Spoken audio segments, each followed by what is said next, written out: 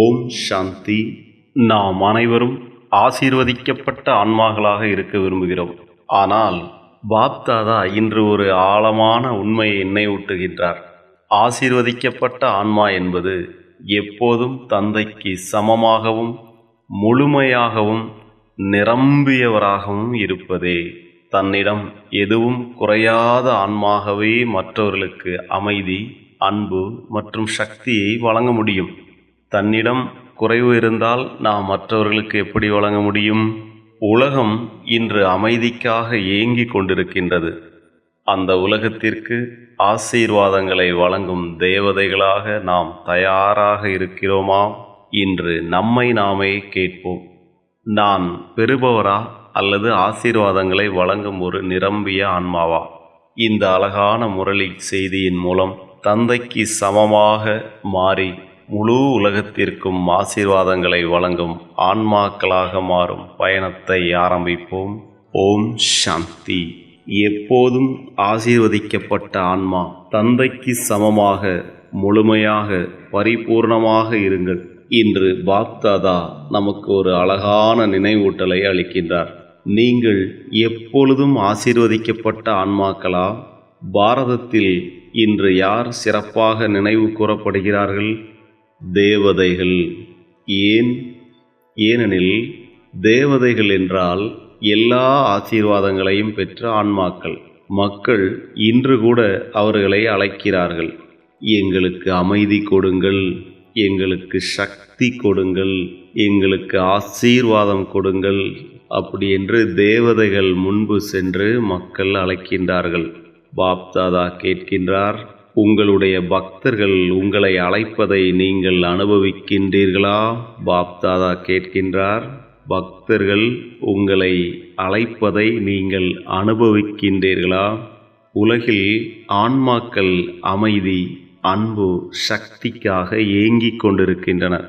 அவர்களின் அழைப்பை நாம் உணர்கிறோமா அல்லது அறிவாக மட்டுமே தெரிந்திருக்கிறதா? அறிவது ஒரு விஷயம், அதை அனுபவிப்பது முற்றிலும் வேறொரு விஷயம். பக்தர்கள் நம்மை நோக்கி அழைத்து கொண்டிருப்பதை ஞான ரீதியில் மட்டும் தெரிந்திருக்கிறோமா, இல்லை அனுபவம் செய்கிறோமா என்று பாப்தாதா கேட்கின்றார்.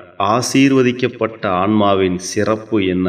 பாப்தாதா கூறுகின்றார், எப்போதும் தந்தைக்கு சமமாக தந்தைக்கு அருகில் இருப்பவர்களே ஆசீர்வதிக்கப்பட்ட ஆன்மாக்கள். சில நேரம் மட்டும் ஆன்ம உணர்வில் இருந்து மற்ற நேரங்களில் உழைத்து கொண்டே இருந்தால் அது முழுமையான நிலை அல்ல.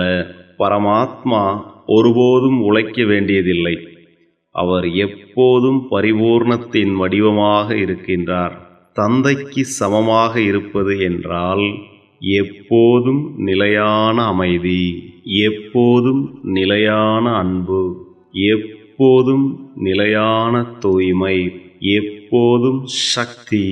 இன்னும் அதிகமாக உழைக்க வேண்டிய நிலை இருக்கிறதா?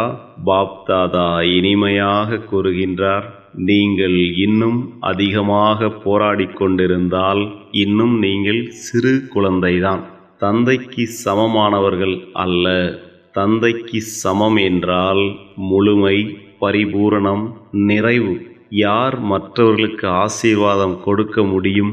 தன்னிடம் குறைபாடு உள்ள ஒருவர் மற்றவர்களை பார்த்து அவர்களிடமிருந்து ஏதாவது பெற விரும்புகிறார். ஆனால் தன்னிடம் அனைத்தும் நிரம்பியவர் மற்றவர்களுக்கு வழங்குபவர்களாக மாறுவார். அதனால்தான் பாப்தாதா கூறுகிறார், முழுமையான ஆன்மாக்களே ஆசீர்வாதங்களை வழங்குபவர்களாக மாற முடியும். அவர்கள் எங்கு சென்றாலும் அமைதியை வழங்குவார்கள், சக்தியை வழங்குவார்கள், நம்பிக்கையை வழங்குவார்கள், அன்பை வழங்குவார்கள். அவர்களின் பார்வையே ஆசீர்வாதமாக மாறிவிடும். அவர்களின் வார்த்தைகளே ஆசீர்வாதங்களாக மாறிவிடும். அவர்களின் அதிர்வுகளே ஆசீர்வாதமாக மாறிவிடும். அதாவது அவர்களுடைய வைப்ரேஷன் அனைவருக்கும் ஆசீர்வாதங்களாக மாறிவிடும். இன்றைய சுய சோதனை. ஒரு நிமிடம் உங்களிடம் கேளுங்கள், நான் எப்பொழுதும் தந்தைக்கு சமமாக இருக்கிறேனா?